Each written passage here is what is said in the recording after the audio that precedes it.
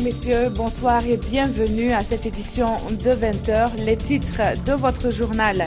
La Commission électorale nationale indépendante rassure, le dispositif mis en place répond aux exigences, celle de garantir un scrutin transparent avec à la clé des résultats acceptés de tous.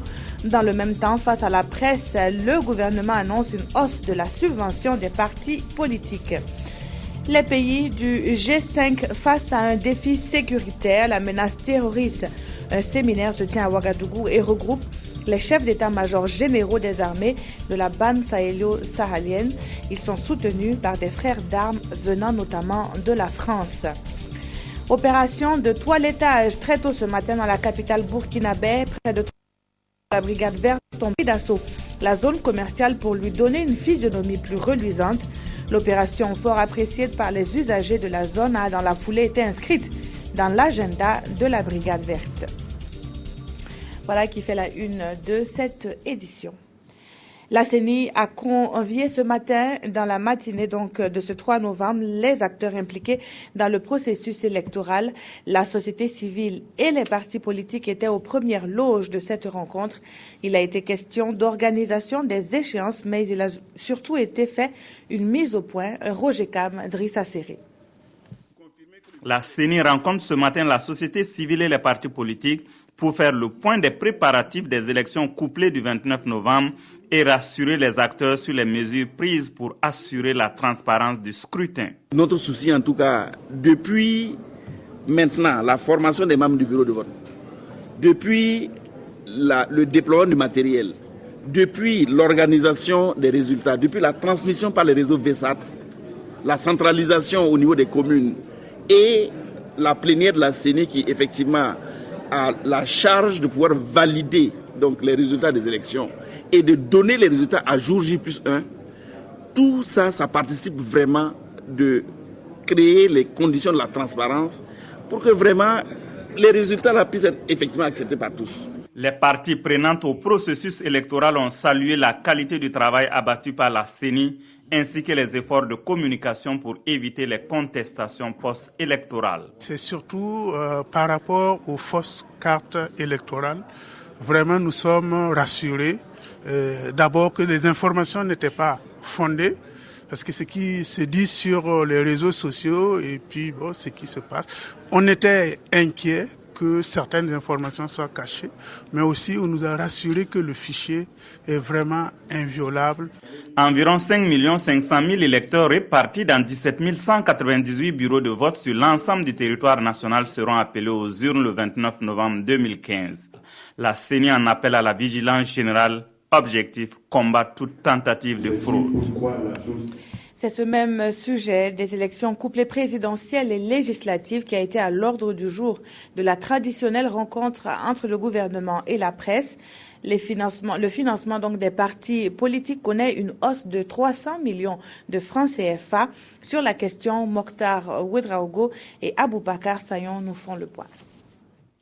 La subvention de l'État aux partis politiques et aux candidats pour les élections couplées présidentielles et législatives du 29 novembre 2015 passe de 1 milliard à 1 milliard 300 millions de francs CFA. Autre précision, ce financement de l'État ne concerne pas les activités hors campagne électorale. Parce que ces activités hors campagne électorale qui sont basées sur des critères d'ancienneté allait créer une distorsion entre les acteurs politiques actuels. Le gouvernement a revu à la hausse sa subvention pour donner plus de moyens aux candidats et pour tenir compte de l'augmentation de leur nombre. De 7 candidats en 2010, on est passé à 14 candidats pour la présidentielle de 2015 et de 74 partis aux législatives de 2012 à 100 pour celles de 2015, dont 19 regroupements d'indépendants. Selon le ministre en charge de l'administration territoriale, le gouvernement aurait voulu mieux faire, mais le contexte économique national n'offre pas plus d'opportunités. Ces fonds seront répartis comme suit. Pour les présidentielles, l'État a décidé de donner 25 millions par candidat au titre de la campagne électorale des législatives l'État a dégagé 460 millions à répartir entre les partis et les groupements d'indépendants au prorata du nombre de candidats présentés par parti. L'État a décidé la prise en charge des délégués désignés par les partis politiques et les regroupements d'indépendants pour contrôler les bureaux de vote. Il a été dégagé 518 millions pour ces délégués-là à raison de 1 000 francs par délégué. La couverture médiatique du double scrutin du 29 novembre est un défi majeur pour la presse nationale. Le gouvernement, par la voix de son porte-parole, a exprimé ses attentes en la matière.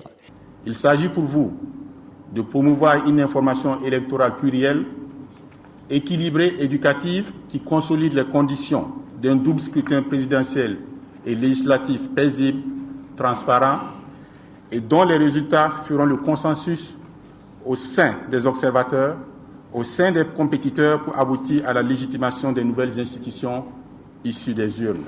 Le ministre en charge de la communication a évoqué la création du fonds d'appui à la presse privée dont l'objectif est de mieux structurer l'entreprise de presse au Burkina Faso. Frédéric Nikema a aussi présenté la nouvelle loi portant code de la publicité au Burkina Faso, une loi qui permet de libéraliser davantage le domaine et de protéger les acteurs nationaux face à la concurrence.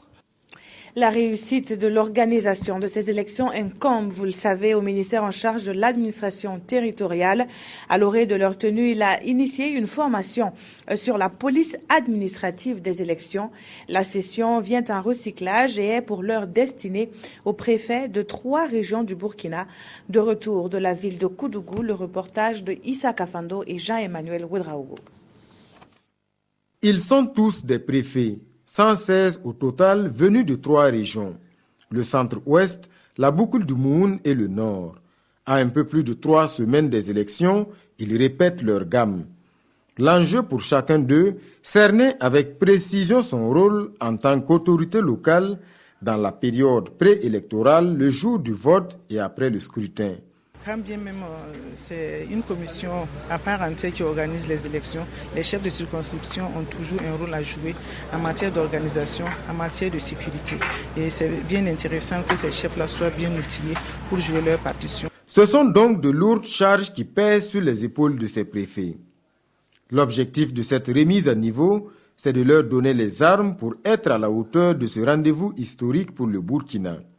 Il s'agit par exemple de la maîtrise du territoire qu'il faut revisiter, c'est-à-dire les questions liées au découpage administratif et des circonscriptions administratives, les questions liées à la sécurisation du processus électoral. Il s'agit de voir les problèmes liés à la publicité, à l'accompagnement de la campagne électorale. Il s'agit en tout cas de voir ensemble les questions liées à la tranquillité, à la salubrité et à la sécurité publique du processus électoral. Le concours sans faille de ces préfets est attendu pour la réussite des élections du 29 novembre. Pour ceux qui auraient oublié ce rôle, cette rencontre est une piqûre de rappel. Et parlons encore sécurisation, mais en plus grand, il s'agit de celle de la sous-région sahélienne en proie aux menaces terroristes. C'est l'un des défis communs aux pays du G5. Leurs chefs d'état-major sont réunis à Ouagadougou à la faveur d'un séminaire. Et le chef d'état-major général des armées français était à Kossiam cet après-midi. Urbain Benito Somé Dramandadian. Une délégation de l'armée française chez le président du Faso. Un séjour à Ouagadougou à la veille du 4e séminaire des chefs d'état-major général des armées du G5, que sont la Mauritanie, le Mali, le Niger, le Tchad et le Burkina. Le général Pierre de Villiers est venu parler sécurité et coopération pour venir à bout du terrorisme. Nous devons travailler ensemble et mieux coopérer encore.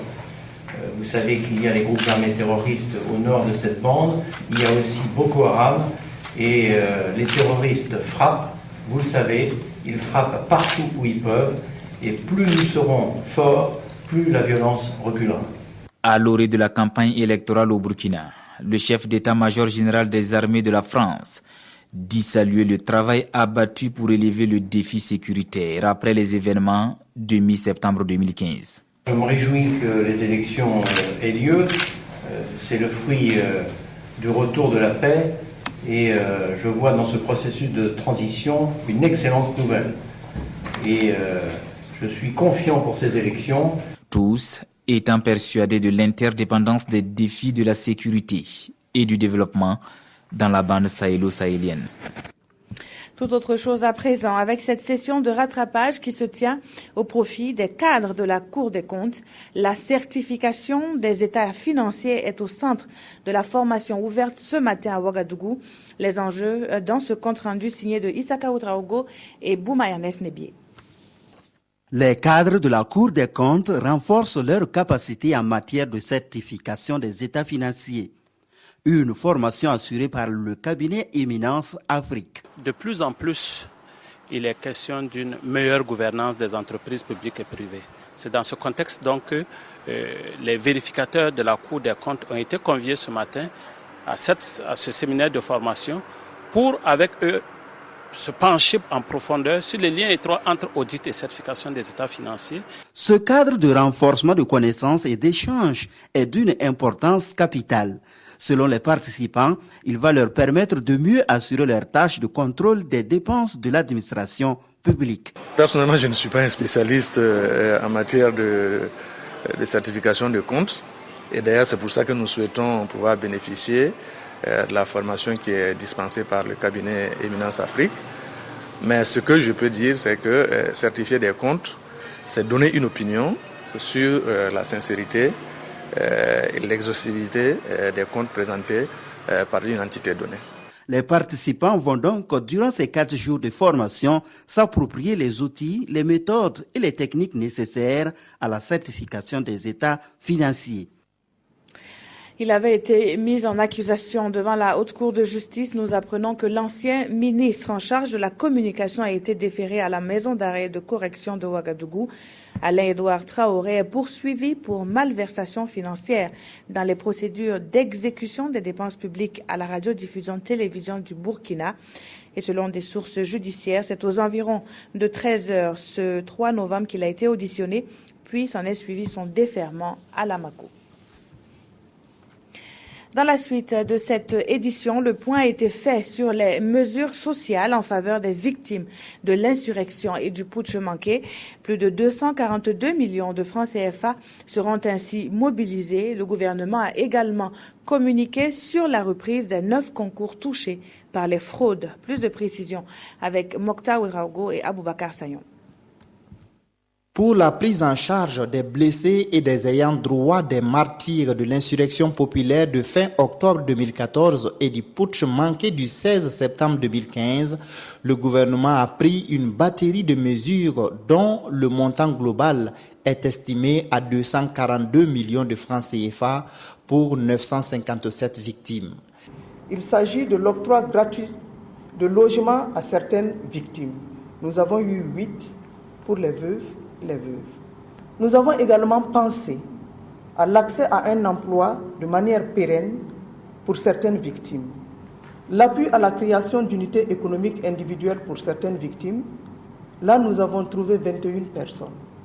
Pour les victimes qui n'ont pas d'épouse, de mari ou d'enfant, il fallait quand même apporter ce soutien national à ces familles-là aussi. D'où la prise d'un décret pour apporter un appui financier symbolique aux ayants droit de ces victimes, au nombre de 25 personnes et à raison de 500 000 francs par personne. Il y a l'appui scolaire et à la formation professionnelle des orphelins et autres enfants vulnérables. Pour le soutien financier et médical également aux blessés, nous proposons de les aider avec le montant symbolique de 150 000 francs. Au total, 45 personnes ont perdu la vie lors de l'insurrection populaire des 30 et 31 octobre 2014 et du putsch manqué du 16 septembre. Les victimes collatérales, c'est-à-dire ceux qui ont perdu leur emploi, sont estimées à 357 personnes. Des mesures ont été également prises pour venir en aide à ces personnes. Pour ce qui concerne les concours de la fonction publique, 9 concours incriminés par les fraudes seront repris. Il s'agit des assistants des affaires économiques, contrôleurs des douanes, agents techniques d'élevage, agents itinérants de santé et d'hygiène communautaire, assistants des douanes, agents de l'ENRF, cycle A, B, C, conseillers des affaires économiques. Aucune date n'a été fixée pour la reprise de ces concours et des investigations sont en cours pour d'autres concours dont le nombre et l'intitulé n'ont pas été dévoilés. Nous avons effectivement décidé de poursuivre les investigations en vue de ratisser le plus largement possible, à partir d'un faisceau d'indicateurs sur lesquels je ne voudrais pas me prononcer pour le moment, puisque la police travaille et nous voudrions respecter le travail qui est fait par la police. La publication des résultats des concours qui ne sont concernés ni par les enquêtes ni par les fraudes a déjà commencé, selon le ministre en charge de la question. Opération Manamana, grandeur nature. Ce matin dans la capitale, près de 3000 femmes de la Brigade verte ont pris d'assaut la zone commerciale de Ouagadougou pour lui donner une physionomie plus reluisante. L'opération fort appréciée par les usagers donc de la zone a dans la foulée été inscrite dans l'agenda de la Brigade verte. Amado Ilboudo et Claudine Bikaba pour le reportage. Depuis 6 heures du matin, d'après les informations recueillies sur place, ces femmes munies de leurs balais donnent un coup de fouet à la zone commerciale de Ouagadougou. Une opération à laquelle ces 3000 femmes de la Brigade verte adhèrent. Chaque jour, tout le monde nous dit que la ville est sale. Comme c'est sale, on est obligé de se mobiliser maintenant. Toutes les équipes, 89 équipes là, tout le monde est sorti pour entrer en ville, pour pouvoir mobiliser les femmes là, pour pouvoir nettoyer la ville. On a décidé que désormais, tous les mardis, elles vont prendre d'assaut la zone commerciale. 80% des déchets de la ville de Ouagadougou, en l'occurrence les déchets solides urbains, sont générés au niveau de cette zone commerciale-là. Raison pour laquelle on a mobilisé l'ensemble des 3000 femmes ce matin qui ont pris d'assaut toutes les artères. Une action bienfaisante attendue par les occupants des lieux depuis un certain temps. Ce que je vois ici, là, en tout cas, c'est très bon. Comme ça, en tout cas, ça nettoie bien. Bon, très bien. En tout cas, je les encourage. L'engagement qu'elles ont pris, elles peuvent honorer ça. Et surtout, celui qui les encadre, moi, je pense que c'est celui qui les encadre qui doit les diriger pour qu'elles fassent le travail bien fait.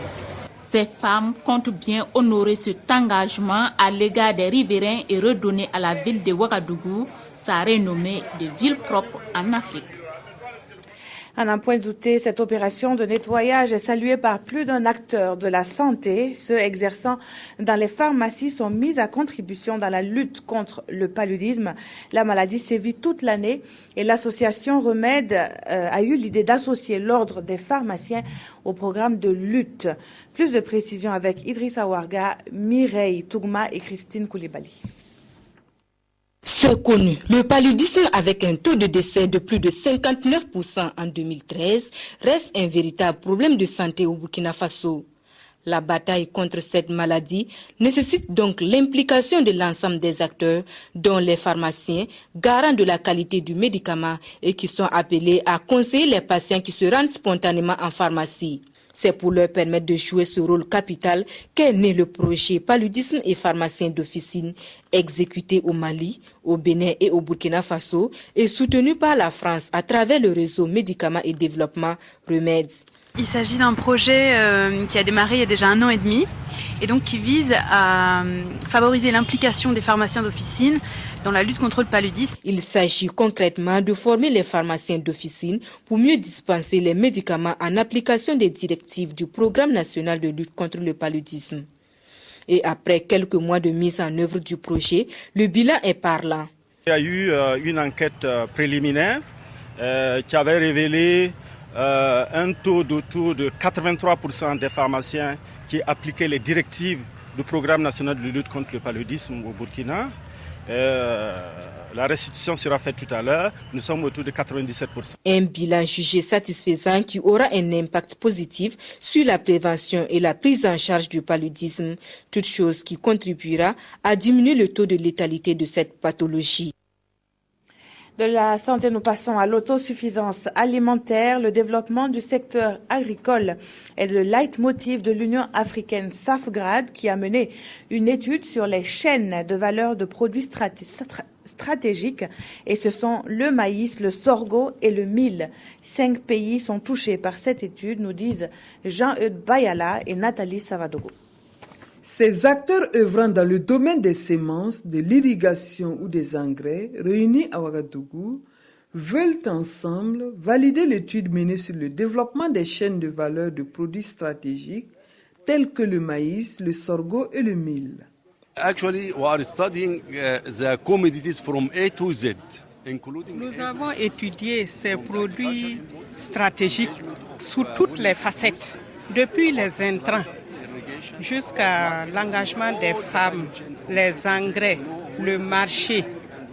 Tout ce qui concerne le produit de A à Z a été étudié pour identifier les maillons faibles et les forces dans cette chaîne de valeur. Il s'agit d'identifier les acteurs et les activités tout au long de la chaîne de valeur qui sont susceptibles d'engendrer des coûts élevés de transaction. La conférence des chefs d'État est même réaffirmée en 2014, met l'accent sur l'agriculture comme moteur de développement de nos pays respectifs. Et nous avons besoin de ces données-là pour prendre des décisions à tous les niveaux.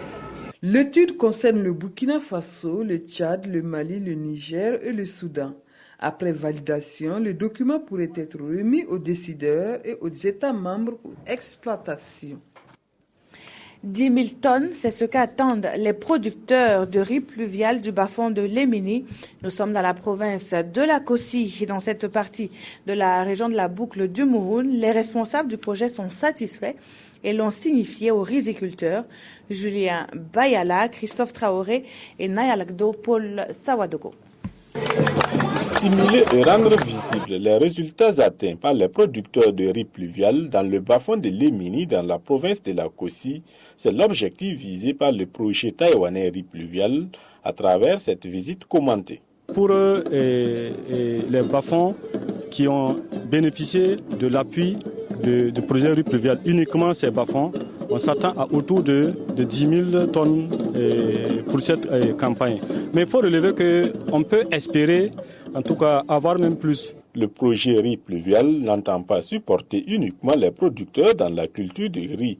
Il les accompagne dans le renforcement de leurs capacités. Les perspectives sont vraiment bonnes. C'est vraiment l'accompagnement en tout cas des GPR, c'est-à-dire c'est le groupement de producteurs de riz, en matière d'adoption, en tout cas de techniques, mais également en matière d'acquisition, d'équipement, mais également d'infrastructures comme des magasins.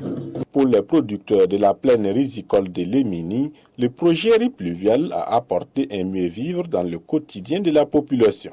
Le projet nous a aidé beaucoup même à chercher les fins dans nos villages et puis dans nos provinces. Pour le projet de CPRP, on a trop satisfait. On veut qu'il nous aide encore pour que nos bas-fonds d'Achoua atteignent les 200 hectares. Après la visite commentée, les échanges d'expérience avec des producteurs de riz pluvial d'autres localités de la Kossi ont mis fin à la tournée. Savoir se protéger et faire face aux catastrophes, une rencontre se tient en la matière à Ouagadougou. L'administration publique et les ONG parlent le même langage. Il y a donc la méthodologie des besoins post-catastrophe qui doit être commune. Plus de précisions avec Yacouba Diallo, Nakanabo, Oumar Zombré et Jacques Lamissa Tarpaga. Plus de 28 000 personnes sont victimes d'inondations cette année au Burkina Faso. Afin de trouver des solutions pour juguler ces situations d'urgence, des acteurs des départements ministériels et des ONG impliqués dans la gestion des catastrophes sont en atelier. Burkina Faso fait partie des pays qui souvent font face à des catastrophes de manière récurrente. Et donc, il s'avère utile d'avoir une méthode qui soit standardisée. L'objectif de cette méthodologie, c'est de s'assurer qu'on a une méthodologie comparable de pays à pays et que d'une catastrophe à une autre, s'assure que tous les éléments qui doivent être évalués pour l'estimation des besoins sur ce qui a été affecté et pour la reconstruction prise en compte de manière systématique. Au regard des difficultés dans la gestion des catastrophes, le ministère de l'Action sociale et de la Solidarité nationale attend beaucoup de cette rencontre. Nous attendons que ces personnes ressources, ces personnes puissent disposer de compétences leur permettant de gérer efficacement et très rapidement les catastrophes. Une fois que ces catastrophes surviennent, que nous ayons des personnes vers qui nous orienter pour une prise en charge rapide de ces catastrophes. Ces participants ont 4 jours de formation sur l'évaluation des besoins post-catastrophes, garde du combat pour une meilleure gestion des cas d'urgence, notamment les catastrophes. Voilà, toutes nos excuses pour la qualité de ce reportage. Nous poursuivons avec du sport qui fait l'actualité depuis quelques jours, le 28e Tour du Faso. Et l'étape Koudougou-Boromo a été remportée par un Érythréen en 2h40 minutes. La distance longue de près de 116 km a été couverte à la vitesse moyenne de 43,23 km par heure. Résumé de la 5e étape du Tour avec Gérard Sommet, Salif Oubelem et Modeste Ouedraogo. Un sprint massif à l'arrivée avec à la clé une 3e victoire d'étape pour l'Érythrée. Une chute au dernier kilomètre avec pour conséquence des blessures légères. C'est là tout le résumé de cette 5e étape courue entre Koudougou et Boromo. 115 km 700 sont imposés aux 58 coureurs inscrits pour prendre le départ à 8h30 devant le rond-point du commissariat central. Boalem Belmokhtar de l'Algérie et Abdoulaye Rwamba du Burkina Faso se détachent du reste du peloton à 25 secondes du groupe maillot jaune. Nous sommes à Sabou, le premier point chaud. De tentative en tentative, d'attaque et de contre-attaque, le Suisse Michael Kibouz prend le 2e point chaud en solitaire.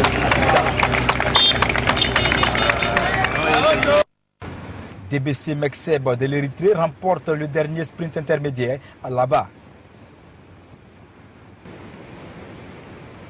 À 25 km de l'arrivée, Rasmane Ouedraogo du Burkina Faso, Amidou Sankara de la Côte d'Ivoire et Nassim Saïdi de l'Algérie prennent 25 secondes sur le reste du peloton.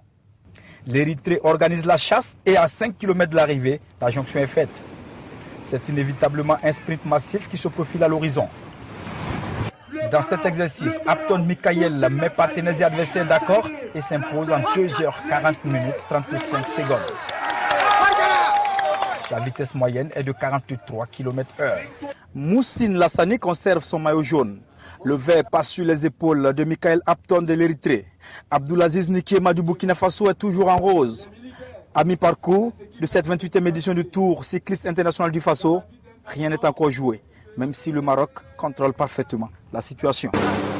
Et que nous disent les quotidiens du jour? Réponse avec Abdoul Rasmane Zongo qui signe la revue de la presse. 7 morts et 12 blessés, s'attriste le journal Le Quotidien au sujet du grave accident de circulation survenu sur l'axe Wayugia-Titao. Pendant ce temps, le journal Aujourd'hui au Faso invite à parcourir ses colonnes à travers quelques titres tels « Malamine, le fils de Gando inculpé pour escroquerie ». Hommage aux martyrs relève Aujourd'hui au Faso, en attendant que justice soit faite, Michel Kafando fier de la jeunesse. La nation s'incline devant la mémoire des martyrs, affirme le quotidien d'État citoyen. Hommage aux 42 martyrs d'octobre et de septembre par l'inauguration d'une stèle et la décoration à titre posthume, les familles des victimes et les autorités ont accordé leur violon, note le quotidien Le Soir. C'est une cérémonie entre honneur et frustration, constate l'observateur. Les martyrs distingués, les blessés amers, remarque le pays. La prise en charge des victimes, l'autre plaie de la transition, s'exclame notre temps. Merci d'avoir suivi ce journal qui s'achève. Tout de suite, vous pourrez suivre un documentaire portant sur la vie du président Maurice Yamiogo. Un homme, un destin, c'est le titre donc de ce film réalisé par Sid Bewende et Bernard Yamiogo. Très bonne suite de programme sur la télévision du Burkina.